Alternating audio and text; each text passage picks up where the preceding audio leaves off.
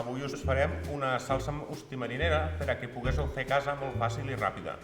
Començarem per els ingredients: oli d'oliva de les terres, sal normal, sal negra, una picada d'all i julivert suau, una miqueta d'anís, una miqueta de conyac, fumet de peix i la base de la salsa, que serà el romesco.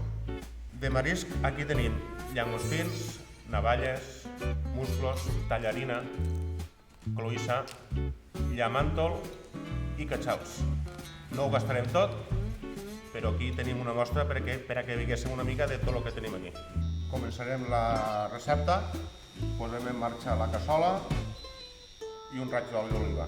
Tot seguit, el romesco, un parell o tres de cullerades, a continuació la picada d'all i julivert, tot seguida el conyac, farem una miqueta de foc. Ara ja ho tenim ben flamejat, un polsim de sal, 2 gotetes d'anís i tot seguit el fumet de peix. Ara deixem un parell de minuts per a que es faci la salsa espessa. Ara veig que la salsa la tenim a punt, procedirem a fer la mescla. Començarem per posar els musclos, que els tinc aquí nets ja. Seguirem amb cloïsses, posarem les navalles i per acabar els catxals.